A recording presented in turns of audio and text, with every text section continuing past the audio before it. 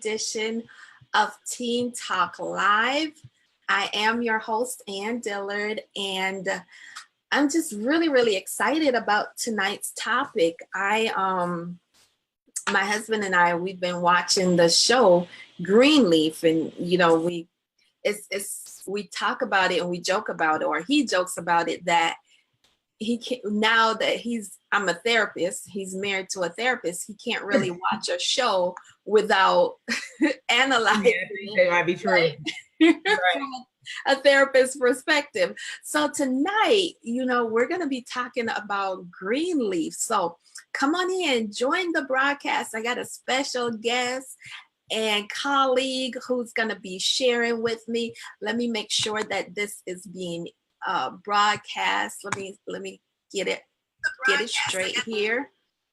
Okay, so my colleague and friend is here with me, and her name is Margaret Conley, and we are going to just talk about Greenleaf tonight. And I'm not sure what's going on, but it looks like the broadcast is a little distorted. I'm not sure why. Okay. I'm gonna keep moving. Margaret, can you see it on your screen? I can. I do see it on my screen. Is it coming through clear for you? Mm-hmm. It's coming in clear. I think my stuff is dark. I'm trying to figure out what's going on with my lighting. Okay, because I'm not really seeing it clearly on my screen. If you are here in the broadcast and you can see us clearly, just type 1. If we're clear to you, just type 1, because I'm not really seeing it clearly on my screen. So I'm really excited to share this topic with you tonight. If you can see it clearly, just type 1 in the broadcast, in the comment section, okay? Tonight, again, we're going to be talking about Greenleaf. Okay, great. Okay, all right, Lakeisha, you can see it clearly. All right. For some reason, I can't see it clearly, but I'm not going to let that distract us. So welcome. Come on in, everybody. Let me know you're here. Send us some love. Type your name in so we know you are a part of our discussion tonight. And we're going to be talking about the TV show. It's on OWN, I believe. It right? is. And it's called Greenleaf, the one with the bishop and his family, and his wife is Lynn Whitfield, and all the good cast. So before we go through that, I just want to say welcome again. Again, I'm your host, Ann Dillard. I'm a licensed marriage and family therapist. And so what I bring to you is more from a therapist's view, from a relational view, from a mother's view. And I have the pleasure of having my friend and colleague, Margaret Conley, here with me. And Margaret is also a licensed clinical social worker in Georgia. And we both founded a group that's called the Therapist View, right? Yes. And this is what we do in the Therapist View. Hey, Margaret, welcome. Hi. Hey. So I am so glad that you are here with me tonight to talk about Greenleaf. Yes. Right? And I'm glad we're talking about it. Right. We've had extensive conversation about the bishop. Yeah. Oh my God. All right. Right. Yeah. I think it's a topic that we need to hear. Yes. And I think, and truth be told, I think it's gonna let me see if I can phrase this I don't want to make anybody mad, but I love this show because it's exaggerated a little. You think so? I think it's exaggerated, but when I say a smidgen, it's exaggerated. I mean, because I've worked in the backdrop of big churches. A smidgen. But I'll get into that as we have the conversation, because I think sometimes we don't see people as human, including, we don't see people as human. Especially people in the church, right? Right. Okay, so before we get in all that juicy stuff, tell people who you are and tell them about your group. Oh, my name is Margaret Conley, and my group is Mending Life Concepts Empowerment Group, and that's my nonprofit. I also have a private practice right outside of Atlanta in Cartersville, Georgia, MLC Consulting. And so in my private practice, I see individuals in groups. And then in my nonprofit, we focus on the intersectionality between spirituality and emotional wellness for minorities. And so Greenleaf is absolutely one of those things that my empowerment group looks at, because how are we handling our communities based upon this type of church structure, this type of spiritual structure? How are we doing that, and how are we helping even our leaders in those situations? So this is something that my empowerment group we actually look at stuff like this to see how we can help leaders and people who are in the church in the front, in the spotlight. How can we do that and bring some emotional wellness and therapeutic need to them? So yeah, that's what we do. That's so exciting. And I'm so glad, because I believe you're the perfect person to discuss this with. So, hey, if you are here, you're joining us, just say hello so we know you're with us. Casey is here, and Casey is a clinician out of Mississippi. And actually, she was going to be one of our panelists, but she was running a little behind. But I'm glad you're here listening to us and watching us tonight, Casey. And I'm looking forward to your input. Sister Sandy, thanks for being here. Joseph, thanks for being here. Hey, Avis from Canada is here with us. And if I didn't call your name, I didn't see you. So say hello to us so we know that you are a part of this engaging conversation that's going to take place. So where do we start, Margaret? I mean, it's so much to unpack about this show. I think we should start with like the family dynamic, because again, it's one of those things where we don't really get an opportunity to talk about the family dynamic of people who are a part of mega ministry, because it really does turn into a family affair. And it becomes a quiet family affair, because it becomes an act. And so that's why I said that it's just a smidgen off, because these are actors. So this is what they do, but right. it becomes an act. And it's not anything against the leadership or their family. It's just that they have to put on, because as African Americans, and this is, what we focus on, is minorities. So in the African American community, your pastor pretty much becomes like tangible Jesus. And so that means, so that means that tangible Jesus needs to have tangible family. They need to be Jesus with skin on too. So this needs to be our definition in the African American community of perfect, which is infallible, which is hard, because no one's perfect. Yeah. And so, starting there, I love how the show starts, season 1. I think that the director, and I think Oprah, of course, has a lot of her hands on this. And I think that it really smooths out, because that thing that doesn't look like perfection is kicked out, which is Oprah's character. Like, you're not welcome to the table. Right. And it comes on, it talks about this perfect couple who have these children, and they're grieving because they lost a child. We got that's family, it, right? We lost the child, but we have to pretend like the loss of this child isn't going to stop us in ministry. They become loud and silent at the same time. And I guess as therapists watching this, we see that they're very loud and very silent. Right. So the amazing thing is we've never seen Faith, right? But right. She has such a big, huge role in this TV show.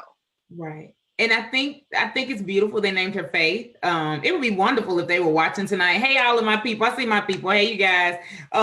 It would be beautiful if somebody from OWN was watching tonight or would catch a glimpse of this, because I think that it's neat how they named her Faith.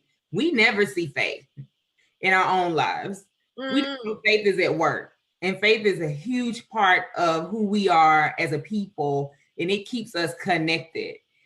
So when we lose sight of our faith, we begin to fall apart. And so here you are in the show where all of the children have some kind of biblical reference name, and you have Faith, who is invisible yet very present, has a huge part.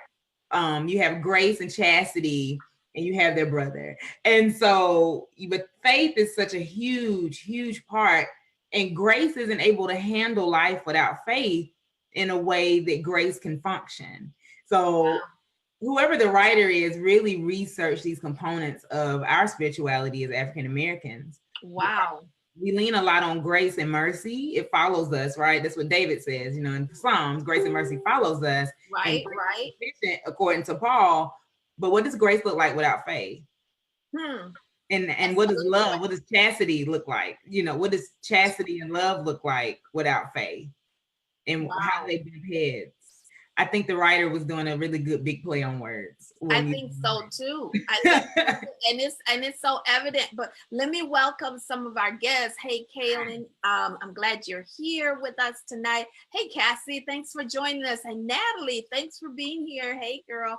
And let's see. I think I saw Shakina is here. Yeah. Thanks for joining us, Shakina. We're talking tonight about Greenleaf, and Anthony is joining us as well. That is my friend. I love Anthony. We've actually had conversations about Greenleaf too, so I think it's funny he's on tonight. Like we have talked. Right. And Casey, again, that's our therapist friend from Mississippi, and she said, "What does grace look like without faith?" That is deep, Margaret. That I never thought about that. I thought about faith, I thought about her name, and I thought about the role that she plays in this production, and it's a very strong role, but I never thought about what does grace look like without faith? And we see what grace looked like without faith. Yes. She is a hot mess. Hot mess, and trying to latch on to whatever she can feel that's faithful, not even love, just faithfulness. She ran away. I mean, Grace left when Faith died. I mean, so it was like Grace was not even present, and love kind of just was in the, open. Chastity was just, I don't know what to do, so I think that she was lost too. I think Chastity, yes. I think she is lost. She continues to be lost. She's now in search of self. And so, these three big components of who we are as a people, and now we're watching them play out on screen minus faith, so I guess your husband might be right, because that's how I saw it when it came on. I was like, this is amazing how they took those names and put them there. And even how the brother isn't able to function without the components of his sisters. He doesn't know how to really move. And so he too has tried to latch on to whatever he can, because he didn't even latch onto his wife. I mean, he just kept grabbing and kept going and kept moving into other directions that were detrimental to his relationship, yet it was spared. So I think season 1 really focused on how the names played in, and where they were. And it also put a spotlight on, whether we wanted to believe it or not, how we do a numbers game in church, and how we do a numbers game in our communities. What community has the best of everything? Who has the best singers? Who has the most members? That's right. Will it benefit me if I stay at this church? I mean, his deacon board was really, will it benefit me? And so what does that look like in our communities when our spiritual centers are saying what benefits us, not what can we give? For the kingdom, right? Yeah, what can we do for kingdom? I know I got Christians watching tonight, so I can talk good. What can we do for kingdom? What can we do to grow God's kingdom and bring people back home? But now church, not kingdom, but church is saying, no, what can we get from you? What can we pull from you? Wow. What piece of the sermon can I do to make you hot? Right. So yeah. It was so evident in one of those sermons where I think it was Grace filled in for her father, because he was under investigation for murder. Right? Mm-hmm. And she filled in because her mom, she was fussing about something, like how no money had been coming in, or the offering was low, and all that kind of stuff. And they were like, what do we need to do to increase the offering, basically? Yes. I think think about that. We do that in our businesses. I do it in practice. Like, what advertisement do I need to put out in order to get more people to like my Facebook page? Because I need to increase this chance of making revenue. So doing the same thing. I mean, what we're doing tonight, we're talking about this from a therapeutic standpoint, but churches come on lives every week. Every week there's a church on live, and this is a free platform to any my therapist. I'm throwing it out there. This is a free platform to put your name out, and to get yourself known. And so there's some other bells and whistles if you want to look well that you might want to purchase. But as far as just getting yourself out there, it's just all about hitting a live button, just pushing the button. And churches are doing it every week. And so their congregations go from 2,000 sitting to now we have 3,000 watching and 2,000 sitting. And so they get to put this platform out about money. I mean, it's right there. It's a pin. For anybody who watches, you can pin your Cash App. I mean, I know a church that literally uses a Cash App, and that's where they get most of their money from. Pin your Cash App, pin your donation button. So when Grace, I think that, and I want to talk about that episode, when Grace got up to speak, Grace really wanted to bring what she knew about God back into this church because she didn't see it anymore. A lot of it was she missed her sister. A lot of it was her mother's, the tension between she and her mother. And a lot of it was she wanted to make her father happy, even in his absence, though it was bad. You know, so she really brought the spirit of the church back, and the people gave. I mean, it was the largest offering they had according to the exactly right. So what does that mean for our communities when we begin to speak of even the essence of who we were before we try to be something that we are not? Wow. Let me give a shout out to our guests. Hey, Natalie, yes, you are so right. Attribute funds to souls. Hey, Bolo, my sister, thanks for joining us. Sankria Maxwell, I think I said it right. I'm so glad that you're here. Dr. Paula, thanks for joining us. Dr. Paula. Tonight about Greenleaf, right? And we're talking about the relationship. We're talking about church. We're talking about forgiveness. We're talking about all the stuff that's hidden that makes us sick as a people. Right? So you were talking about, you know, how she was able to raise the largest offering during that time. And but her mom was happy temporarily about that, right? We're going to come back to that, Miss Ann, because it was such a temporary fix. And I mean like a minute. And if we're doing any spoilers, I invite you to go watch all the seasons of Greenleaf, all the shows, binge them before tomorrow because it comes back. It's a two-day event. I'm absolutely going to make time. I have it on DVR because I don't stop my life for Greenleaf. But when I get a chance to sit down on my couch, when I get ready to repeat, y'all see this sign greets me every day so I can go. Then before my repeat, when I take my breath, I watch. I love Greenleaf. So please binge it. If you're spoiling anything, you got time because tomorrow is, you know, the start of the third season, and it's going to be absolutely phenomenal. The way it went off, I think, was great. So I love great. And I mean, if this is a spoiler for you all, you might not want to watch this live. But look, my biggest question for tomorrow is: did the bishop do it? Did the bishop do it? Well, you know, my other thing is who did he cheat with outside of her sister? I think Bishop was cheating way beyond, you know, because, and we have those other two women. So this is where I think in season 2 we see blow up and mess because we don't treat our leadership as humans. We don't know how to process it. We don't. And so we either raise them really high or bust them really low, but we don't ever give them space to be human. And I am not okay in pedophilia. Please hear me. Like, I'm not okay in it. But we have this brother who is a pedophile and a continual pedophile. And it has just been covered up. So, you know, and it keeps being covered up. And that's why I say it's just a smidgen away, Miss Ann, of being truthful. Well, look at the Catholic Church. I mean, I'm not just pointing a finger on the Catholic Church because God knows it happens in all churches. Right? But the spotlight right now is on them. And that's why I say it's a smidgen away of how 60 years of cover up. Oh my goodness. And that's so it's it's just amazing to me that something so so damaging and that brings so much trauma.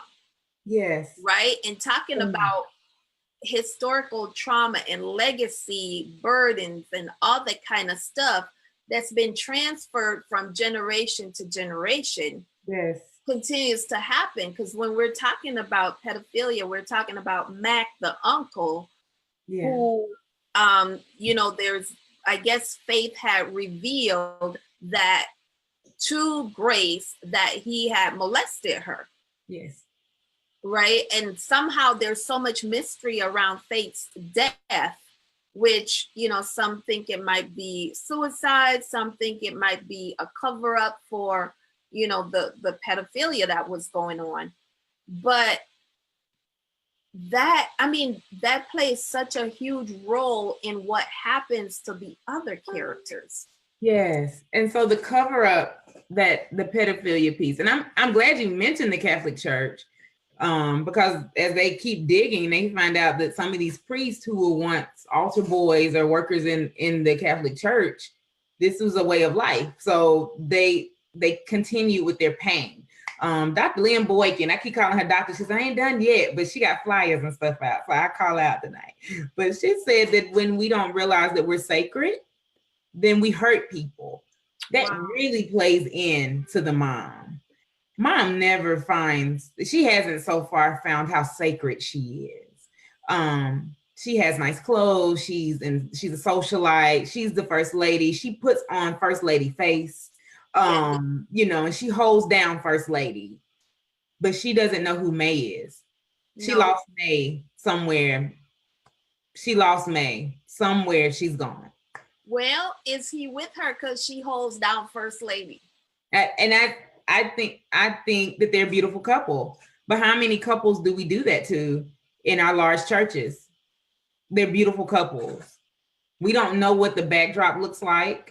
And for the first season, they appeared at home to be a beautiful couple because we were not invited into their bedroom when they laid down with the first family. Y'all get that? Like, we got invited into Faith's space because she was a mess. And we got invited to her brother's space because he was a mess. But we didn't get invited. We didn't get invited to Chastity's bedroom until it became a mess. So we did not get invited into Bishop and First Lady's bedroom. We got invited to their bathroom. We got invited to right before the lights went out, but we didn't get invited to the most intimate space in their home. They didn't design the show to do that until they blew up and became a mess. I mean, so something happens even in our communities, because this is built on, this is a show for us by us. They know what this looks like. So what happens when we don't really see the intimate pieces of our pastors and their families? We don't get to see it. Well, I mean, that's a good question. And let me again shout out our guests because they're engaging here. Dr. Conley said not only the priests in the Catholic churches, but also administrators and staff. And this has been going on for over 70 years. And again, I'm not picking on the Catholic Church because it happens in all denominations. And people, you know, it's just not talked about. It's that dirty little secret. Yes. Right? That's not talked about. And Natalie said it's amazing how differently Grace and Faith handle the molestation. Faith struggled with the abuse and committed suicide, so we believe.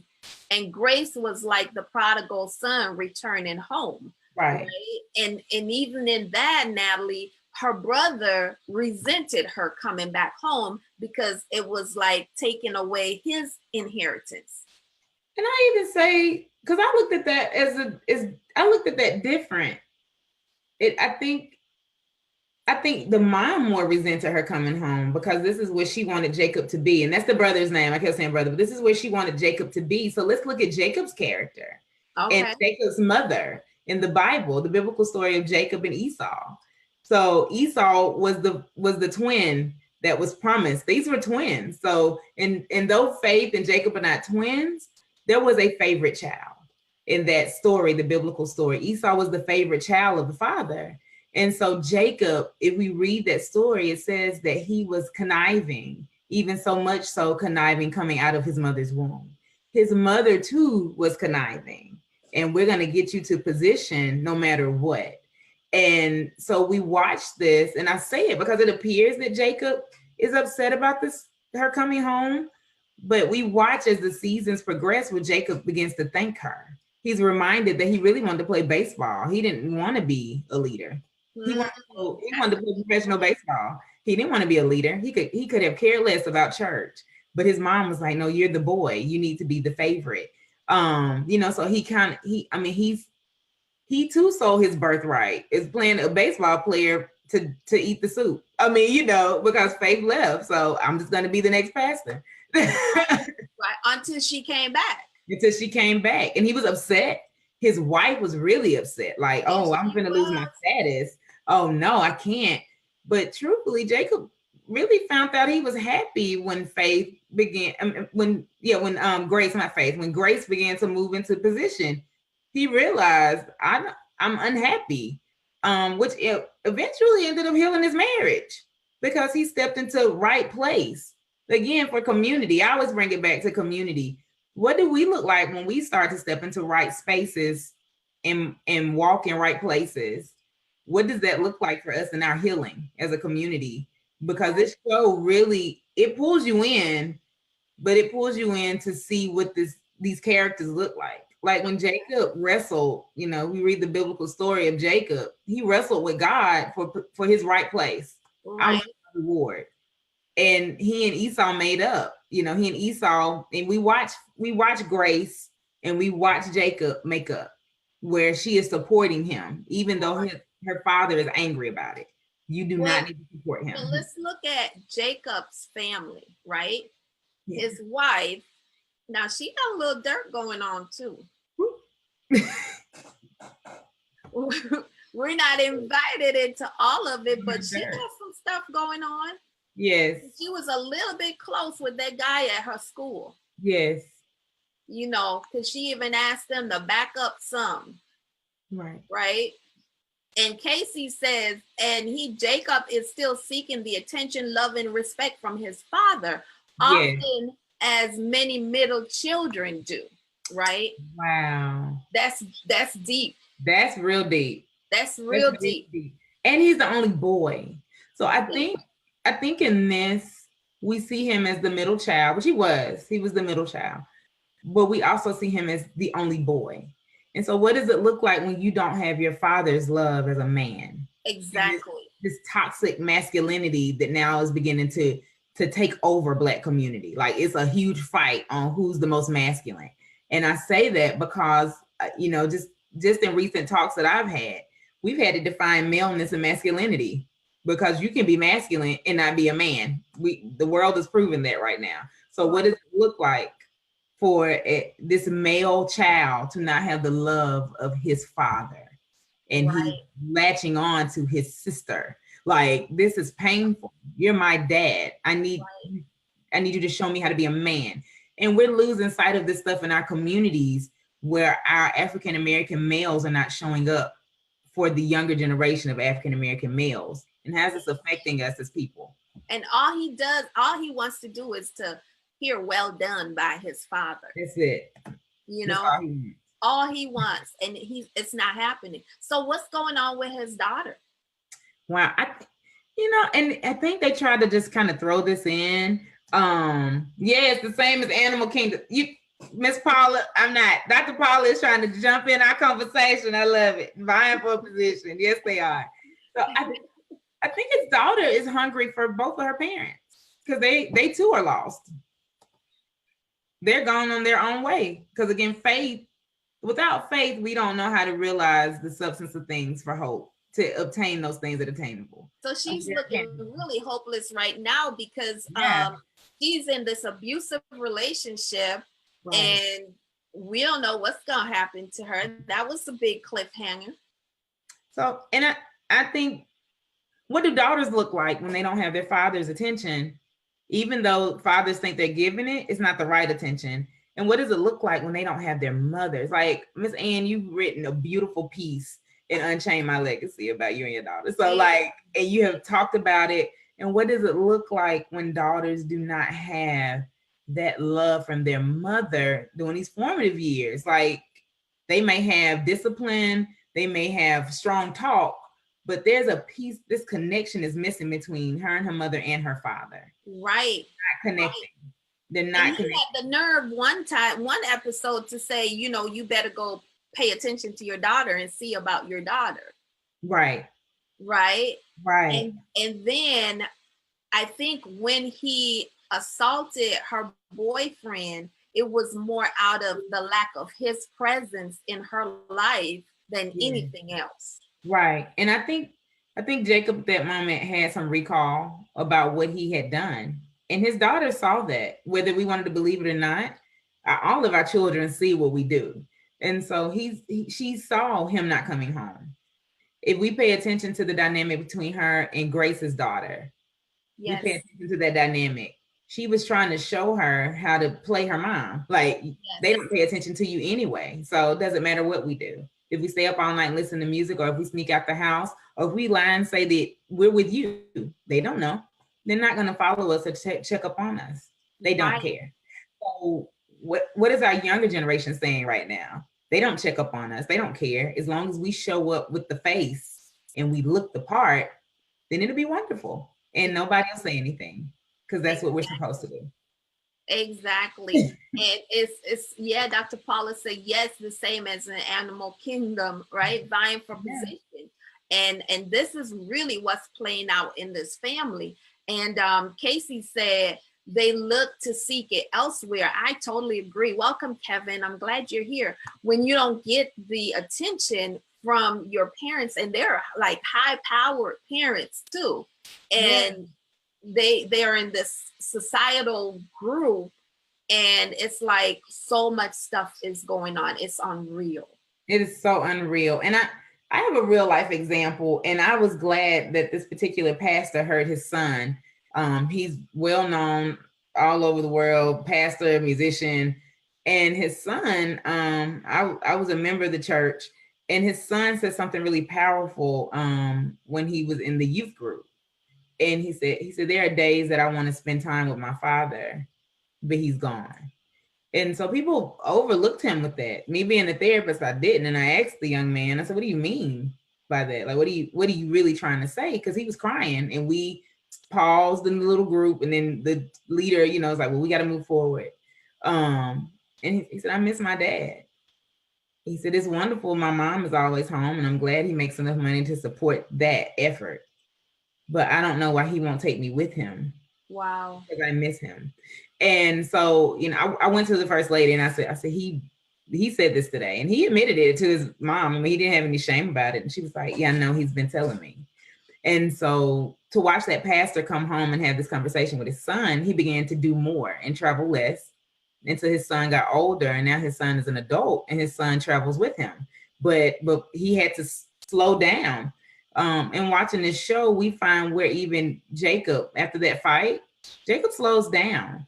And they talk about Jacob in his church and how lame it is. And he has this going out feeding homeless people ministry. And he's doing, what I would consider for this show, actually the work of the kingdom. He's not trying to figure out how he's going to get the next $1 million building. That he's trying to figure out how to get $1 million to build the building of people so they can eat and have shelter and have hot showers. He moves it. Didn't meet their standard, right? Right. He did not get their approval. The mom even called him an embarrassment. Yes, she referred to him as an embarrassment. Okay, so that's Jacob. Let's talk about Chastity. Wow. This one is hard. Oh my goodness. She is so lost. So lost. Can you imagine finding out that your spouse is gay? I mean, this is who you plan to spend forever with, right? And I imagine she probably is even thinking, is it because of me? Am I woman enough? Am I not woman enough? So she's going around now trying to prove her womanhood. Yes, absolutely. I guess the question I asked is, did she suspect it? His mother did. Yeah. Did she suspect it? And did Chastity just overlook that because she was just looking for someone to love her? Mind you, Chastity is the baby. So when Faith dies, Chastity is love is completely left out. I mean, like they now have a front on. Yes. And this baby girl who does not fit in any mold. Nope. Except her position as the singer.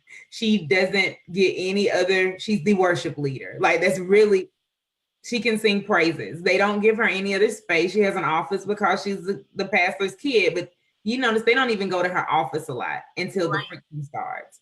She's pretty much kind of left out. Like, and so. And she expresses that because she's like, I'm the last to know about what's going on in this family. Yes. They try to shield her. They try to protect her. She's the baby. And then her sister ups and leaves. And so she's basically left on her own in the dark. Yes. Right?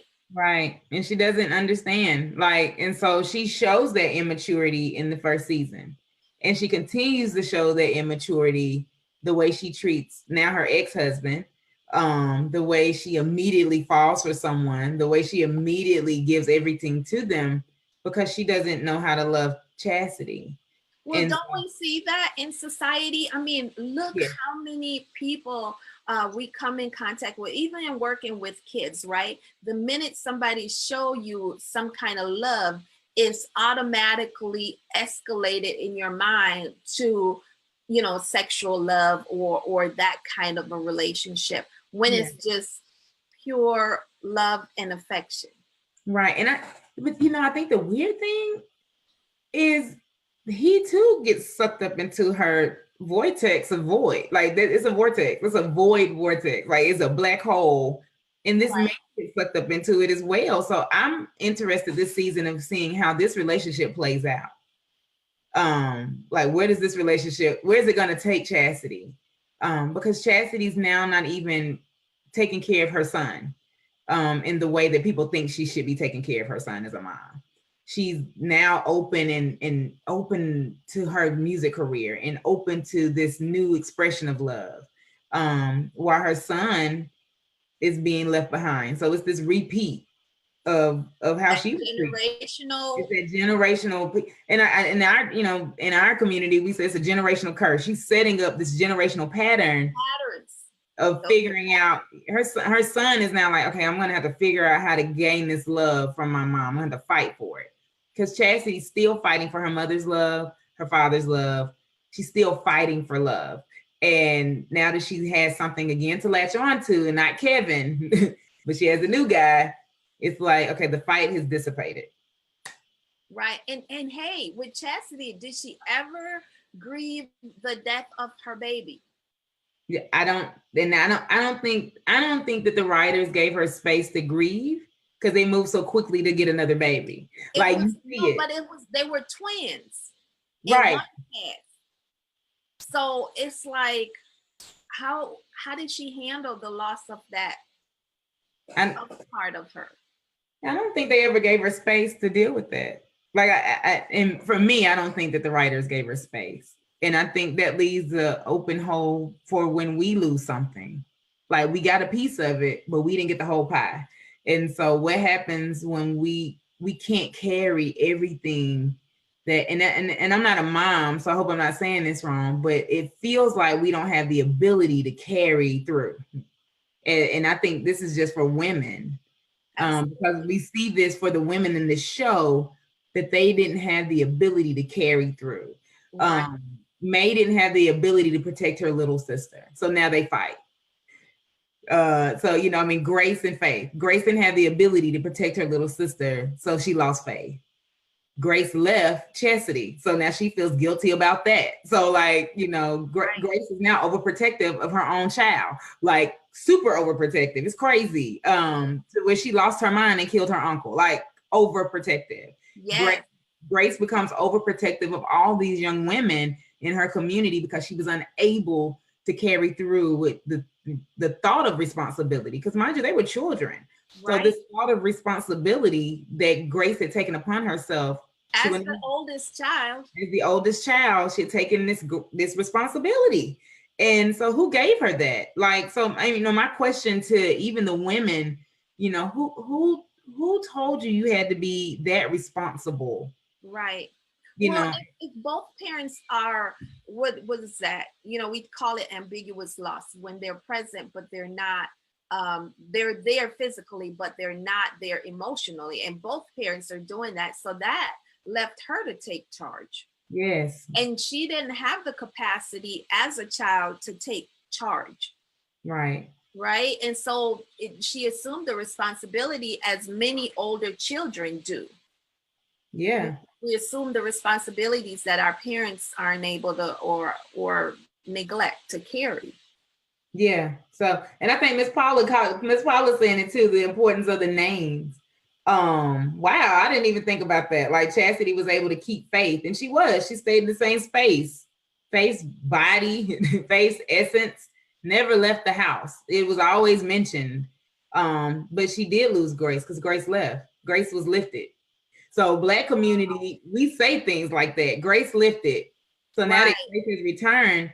And what do we think about that with Grace? I mean, we hear musicians sing about Grace. We watch, we sing about it in our choirs. But what happens when Grace leaves and then comes back tainted? It comes back with all the hurts and the woes, because, I think sometimes we read the Corinthians text and we see it as grace will perfect us. But Paul said grace is sufficient. Right. We will still feel the wound. We will still feel the thorn. We will still feel the pain. Right. But grace is just there to kind of tide it over so we can push.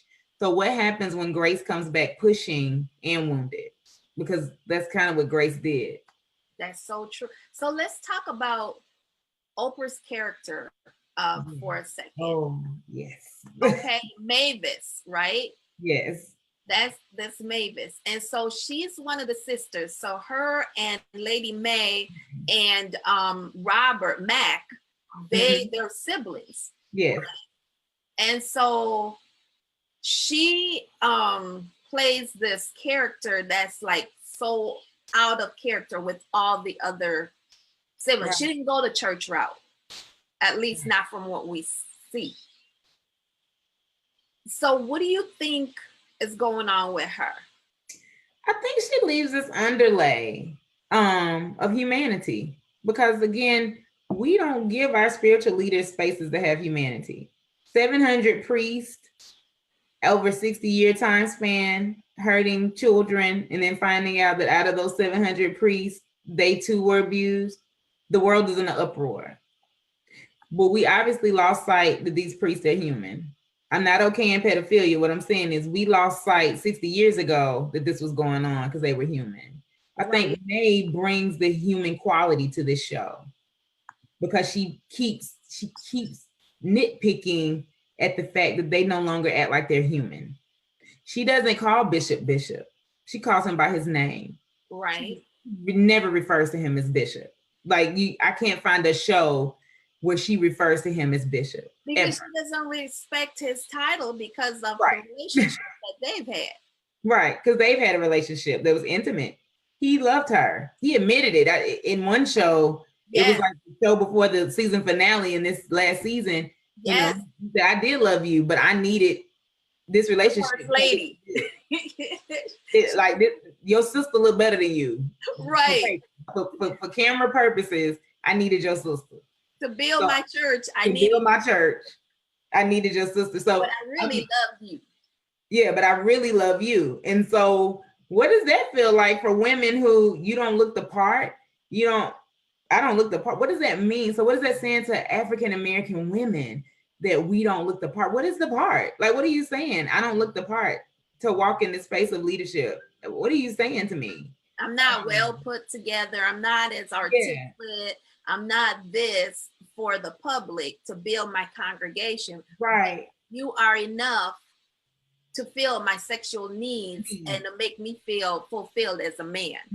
But yeah, so like, I mean, so what, I feel bad, but it's almost splitting poles. I mean, Miss Ann, from a therapeutic view, what piece gets you to happy, what piece gets you to low, and what finds you balanced? And you know, what is that like, and why do you feel comfortable enough to tell this person she's not worthy enough to sit in this particular seat? Again, going back to this toxicity in Black community. Now here's my view, right? We're talking about a therapist's view on Greenleaf, right? Here's my view.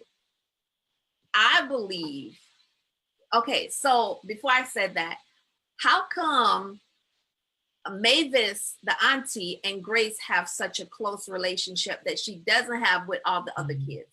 Yeah, that's good. I mean, I think it goes back to the understanding of faith and the understanding of grace and the understanding of Mavis bringing humanity to it. Well, like, here's what I think. I think that Mavis is really Grace's mom. Now, you know what? I really thought that. Like, I had to lean in. This is what my grandma used to do. She whispered. She's like, I thought that too. Yeah. But that's really Mavis. I really think that. Mom. I really think that. And I don't know why, because they haven't really leaned into it. But I'm not the only one. You get enough hints, right? You get hints. They're like subtle hints. Like, you have to catch them. Lady May totally despised her, right? Yeah.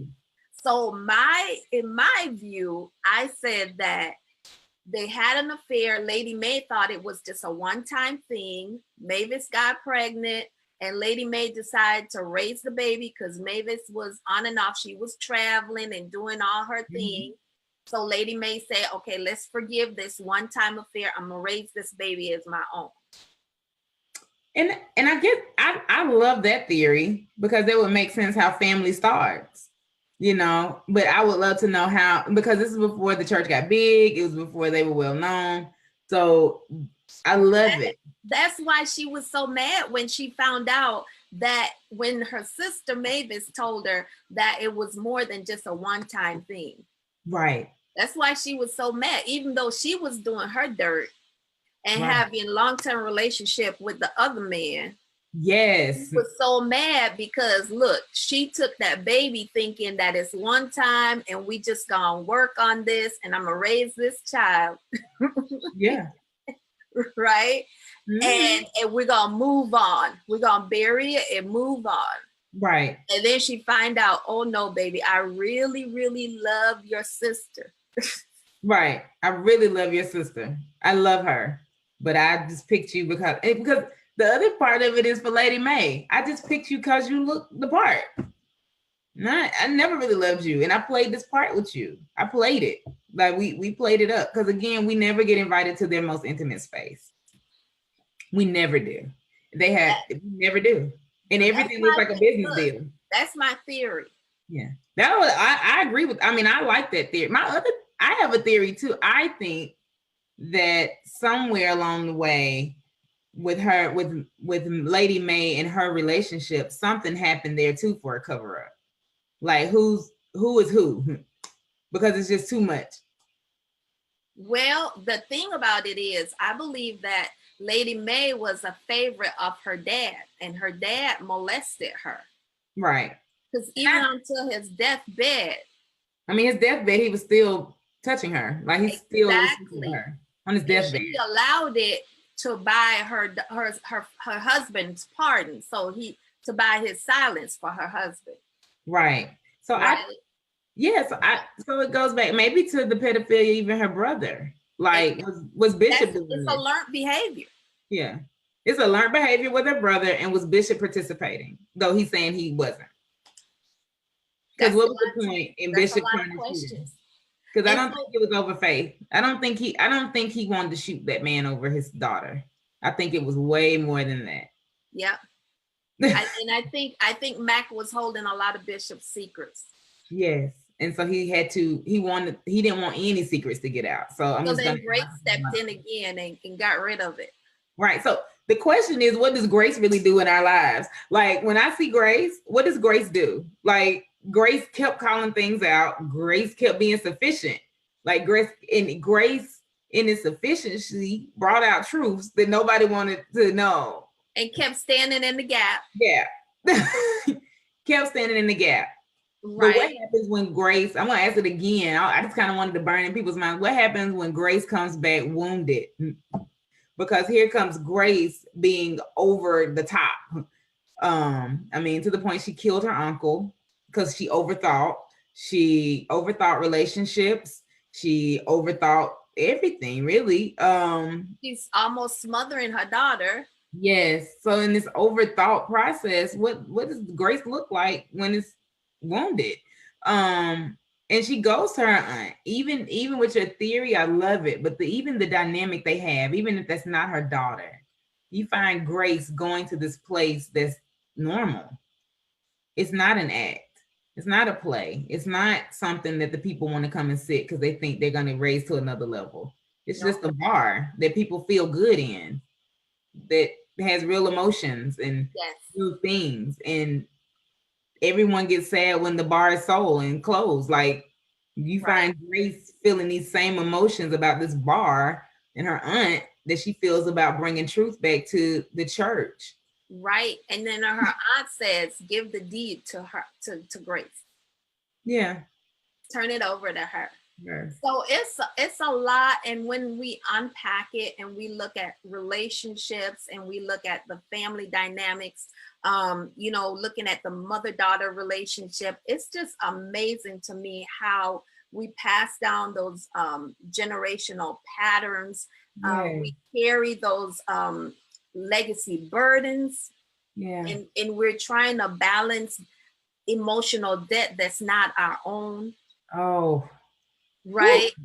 And in effort to keep trying to balance that, we end up doing a disservice to the next generation, because the reality is we can't balance something that's not our own. What we end up doing is we take away what has been taken away from us, and we can only add what's been added to us.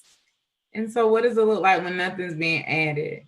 And I'm glad this is a topic tonight. There was a pastor today in Ohio that took his life. And so here we are. What the question, that was a great way to say, what does it look like when nothing's being added back? And we watch this family begin to crumble when nothing's being added back.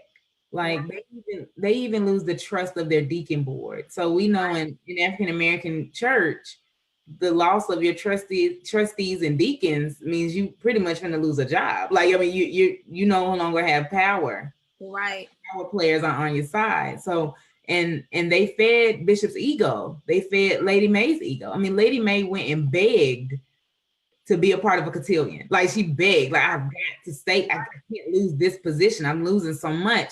And so what happens when we do not feed and we don't give and pour back into leaders? So it makes me also ask, who does the leaders go to? Right. Because when the bishop was in that vulnerable space, right? Yes. When he got put out by Lady May, when she was upset, about finding out that the relationship with her sister had gone over such a long period of time, and she put him out. Where is his confidant? Yeah. He ended up calling that woman. He knew she was up to no good. Right. But he called because he too wanted to feel love and security. So it's almost like it's almost looking at Maslow and a base level need. Like they appeared to have this self-assurance, but they had none of the needs really met. Like physiological wasn't met, security wasn't met, safety, security, belongingness was not met, because they based belongingness on how much power they had in the church. So when power started to slip, he started to grasp. Like the thing is, they both needed the same thing, and it's unfortunate that they couldn't find it in each other. It's very unfortunate. Very, very unfortunate. And I think it's important that we, not whether you're a minister or not, whatever your relationship is or whatever your position is, I think it's important that we look at how do we build that foundation with each other, so we turn to each other instead of, away from each other. Right. And I think even, I'm glad you said that too, because it goes back to the affair that Lady May had and the father of the lawyer. you know, he didn't want to admit that his son was gay. He kept trying to flip that, even though the mom before her passing, you know, basically blessed his life. And he was able to tell his father that, like, mom accepted me. You need to learn how to do it. And by the way, she knew you had been messing around with Lady May. You were cheating. Right. And she knew you were cheating. Mom knew all of this. And so, you know, the dad didn't know how to process that. And he didn't want to deal with his son. Again, I think it was more than, in this case, son sexuality. I think it was your son just told you your wife knew everything. And you thought you had the secret on lock. She's gone. She passed. And again, he steps into this place of sacredness, this pulpit, and delivers this awesome sermon that's calculated to move the people to draw an offering. I mean, like, this is pretty much, that's why it's a smidgen off. This is kind of what church is looking like. Like, how powerful can you speak to draw an offering? But I think we should ask that to community. How powerful are we pretending to draw eyes to us, or to pull people into us, or to... Also, you know, there's a scripture that says gifts and callings come without repentance. Right? So because you are anointed speaker, or you're anointed healer or deliverance, have this anointed deliverance ministry, doesn't mean that you're without fault. It doesn't mean that, you know, as the human being, that you don't have struggles. Right. But I think we fail to go there. And I think we get upset about that. And so I am not, I think it was because of seminary I went to, but me and Paul are not always fans, but he does say some good stuff. So in the writings of Paul, says some really good stuff. And Romans is one of those books that is really, it can be practical and it can be very useful. In Romans 5, 1 through 5 is probably one of my favorite. And I see it all throughout Greenleaf, where they are going through this struggle to get to hope. Like, they keep going through these struggles to build endurance to get to hope. And we watch all of the characters do that, but this piece of faith that's missing. So because they're in struggle, they're going through endurance. This endurance is building them, and it gets to hope. But what happens when hope keeps slipping because they don't grasp on hope? I think if we're gonna play on names, I think Zora would be the hope in this whole situation. Yeah. Oh God. Oh, please define Zora. I didn't even, yes. Right? Because she's like seeking God. She's given. Yes. She's forgiven. She's giving grace. She's supporting her cousin who's lost, and she's trying to hold on to all of this. And she's like, you know, you could tell her grandfather is very proud of her. And so I think that I think she holds the hope for the family. Yes. And I love how you talked about the play on, you know, the play. And this is how her name is Zora. And thinking about, you know, a great African-American writer whose name is Zora, and how her writings gave us hope. Yeah. In her latest writing, I want to purchase that book, but it's giving community hope right now, where she was able to document that last slave. I mean, you know, and talk about story. I mean, Zora brings hope. Absolutely, Zora brings hope. Zora brings so much hope to this. And I think the beauty of hope is that hope doesn't hold grudges. Hope really does forget. Right. And I think, you know, I'm just lost in this, and I am not even paying attention to time, but we've been on this, and I know I got to wrap up because of time. But I think that as clinicians, that's our role. Yeah. To spread hope, to encourage our community, you know, bringing it back to community, to encourage our churches, to give our churches that safe place to, you know, to be human. Yeah, to be human and to start again. I think sometimes we get upset about this having a new thought or a new mind, but that's really the duty of our life, is to keep renewing our mind. That's a part of service to who we are. And it's a part of refreshing, like, so that we can understand really the will of God. So right, but think about the pastor who killed himself today, and think about our teenagers, especially our Black males, where suicide is on the rise for them. So it makes me say, where is the hope, and are we doing enough to bring that hope to say, hey, you get to start over? Yes, you get to start over, and it's okay to be renewed. Right. It's okay to work in new spaces. Right. So tomorrow I'm gonna be watching, and I'm gonna be cheering Bishop on, and I'm like, okay, Bishop, you get to start over. Yeah, you get to start over. And I think the show, I think the writers of the show have kind of led up to that for everyone. You can start over. And you can walk in this place of forgiveness and newness. I'm so glad you said that about Zora. So Zora means dawn, you know, it means to start anew. And like, you know, so she is like, she's new to all of this. Like, and her hope and her faith and her love is so big. Refreshing, because she's like, anything can be forgiven, anything, you know. So, but the family's so beat down that it's holding. So what does it look like when love doesn't know how to love? And what does it look like when grace is wounded? And what does it look like when a whole family loses their faith? I mean, what does that look like? They literally lose their faith, and they're able to play on words.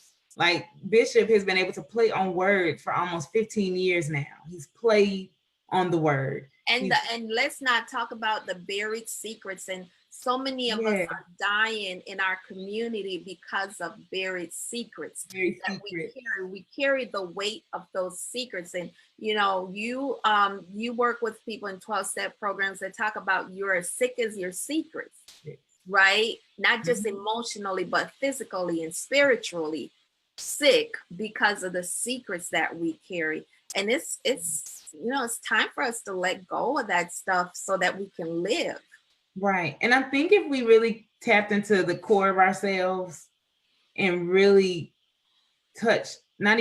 really sit with our core, like just really sit with who we were and wrestled, like Jacob wrestled with it. You know, I don't think that fight was just Jacob and God.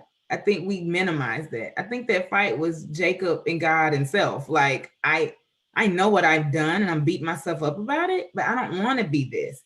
Jacob walks out with a brand new name after that fight. Exactly. He walks out with a brand new name and a brand new identity.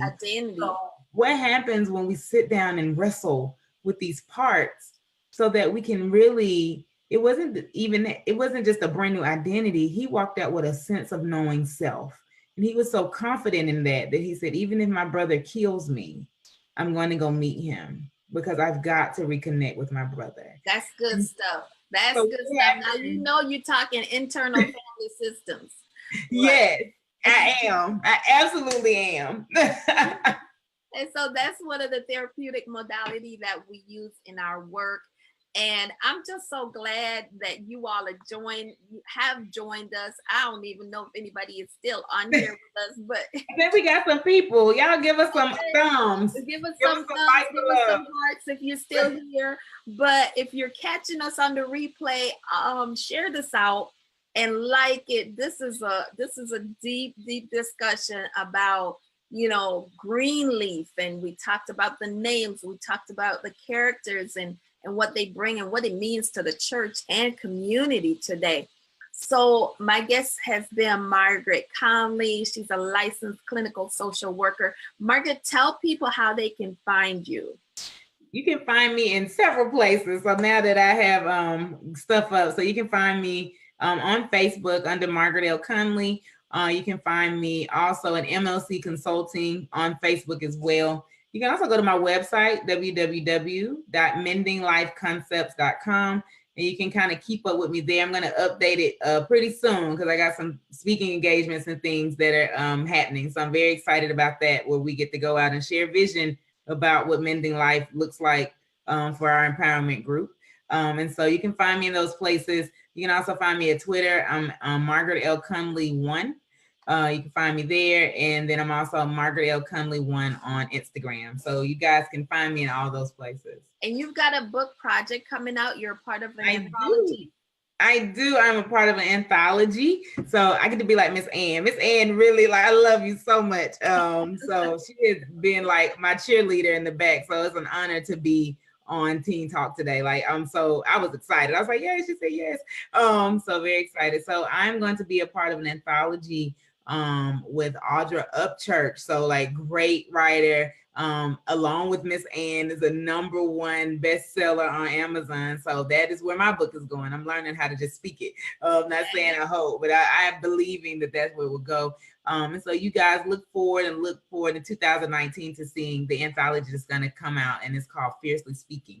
And so it's myself and several other women who are talking about what it means to have voice and what it looks like in the adversity of religion and society, and how we overcame that to have voice and to be able to speak fiercely. Well, you sure spoke fiercely tonight on Teen Talk Live, my friend. And I'm so glad. Oh my God. Yeah, it was good. It was good. I appreciate coming. It was beautiful tonight. Like, yes, and we're gonna invite people. If you are a therapist, we want to invite you to join the Therapist View on Facebook. And we're going to be talking in the group, or we're watching movies, reading books, and talking about the therapeutic perspective, or the therapist's perspective on these things. So once again, thank you for joining us tonight on Yes, thank you guys. Live, right? Yes.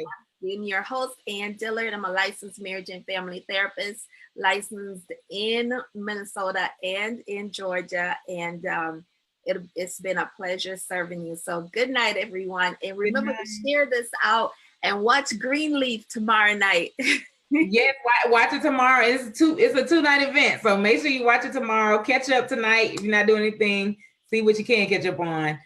Do it. So, and thank you again. Y'all, this is the great Ann Dillard. I always say it, but she is awesome. So y'all stay connected with her. She absolutely feeds my spirit. An amazing woman. Thank you so much. Thank you, Margaret. And you're doing a great job too on the men. All right. Love you. Love you. Okay. Bye-bye. Bye-bye.